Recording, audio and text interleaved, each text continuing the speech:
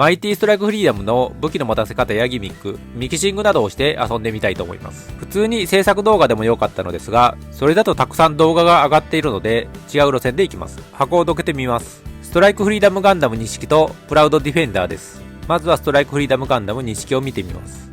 フランスアスタレール砲に高エネルギービームライフルを取り付けれるようになっています。ストライクフリーダムではレール砲を後ろにずらしてからビームライフルを取り付けるようになっていたので、その点が大きく違います。プラウドディフェンダーを見てみます。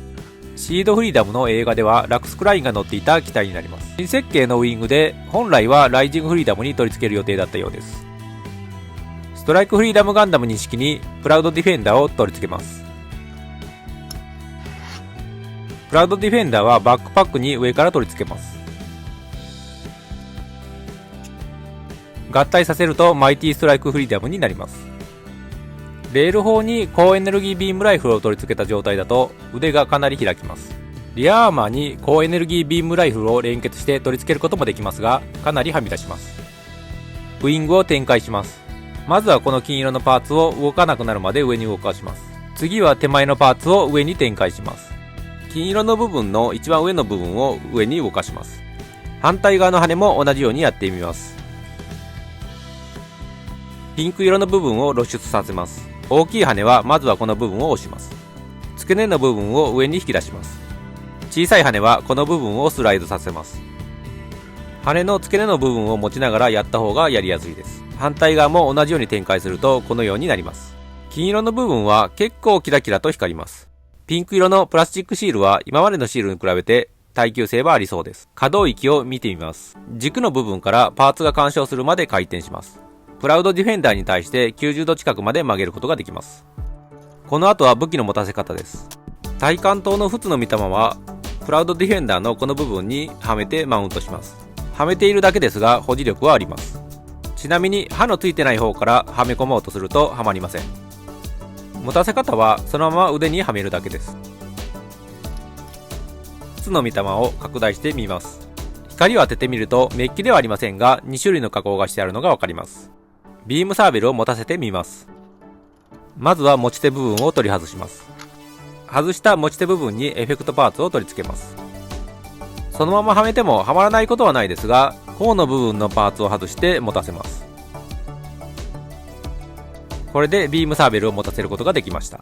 次はビームサーベルを連結させた状態にします。ビームサーベルの持ち手部分を連結させることができないので専用の持ち手を使います。エフェクトパーツを持ち手の両端に取り付けます。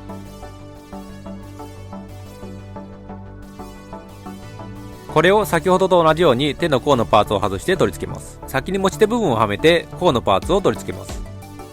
かなり緩い感じがします。これで持たせることができました。レール砲に取り付けてあるビームライフルを取り外します。畳んである持ち手部分を引き出します。同じように手の甲のパーツを外して持たせます。連結させて持たせる方法です。まずはこの部分を倒します。砲身を引き出します。もう一つのビームライフルを展開します。後ろの部分を引き出します。最初に展開したビームライフルの後ろの部分に砲身を差し込みます。持ち手をグリップの部分にはめ込みます。同じように甲のパーツを取り付けて腕に差し込みます。これで連結したビームライフルを持たせることができました。かなり長い武器ですが腕の保持力は十分にあります。連結したままマウントする方法です。リアアーマーの穴にこの部分を差し込みます。羽に干渉しないように取り付けます。かなり長い武器ですがこのようにマウントできます。単体でレール砲にマウントする方法です。レール砲の穴にこの突起部分を差し込みます。簡単にマウントすることができます。フォランスアスターレール砲を展開します。前後に動かすと展開した状態になります。反対側も同じように展開することができます。レール砲の伸縮のギミックはないようです。前から見るとこのような感じになります。収束重隠しビーム砲ディスラプターを取り付けてみます。黄色い角の部分から外して取り替えます。折れるので角の取り外しにはかなり注意が必要です。取り替えが完了したので頭部を取り付けて完成です。見た感じはそんなに強そうな感じはしないです。シールドの取り付け方法です。まずは赤色のパーツを取り外します。取り外したパーツをビームシールドの穴にはめます。先ほど外した部分にはめ込めばビームシールドの取り付けは完成です。股関節の部分は下に動かすことができるので、足の可動域を広げることができます。足の位置が全体的に下に下がっているのがわかります。このギミックを使って取らせることができるポーズがこれです。箱絵にもなっていますが、有名なシーンを再現することができます。はっきり言ってかっこいいです。ここからはミキシングをして遊んでみます。本来使用予定だったライジングフリーダムに取り付けてみます。バックパック部分も綺麗にはまって違和感が全くないです。ビームサーベルから普通の目玉に取り替えます。持ち手に差し込むと持たせることができます。武器なども含めて違和感は全くないです。ストライクフリーダムガンダム2式にライジングフリーダムのバックパックを取り付けます。問題なく取り付けることができました。羽を展開してみます。ライジングフリーダムのバックパックがフリーダムガンダムに似ているので、取り付けるとフリーダムガンダムっぽくなります。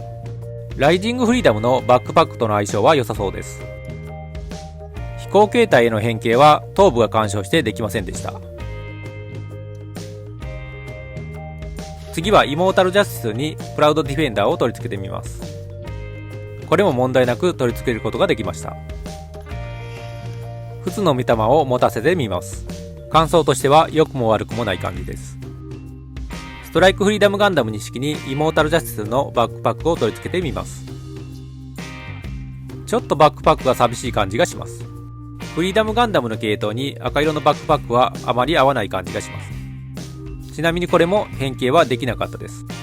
次は鉄器につけてみます。芝はフレームが金色なので、プラウドディフェンダーとの相性は結構いいです。ただ逆にするとすごく悪役っぽくなります。この姿を見た後だと通常のマイティストライクフリーダムの良さがよくわかります。このキットの感想です。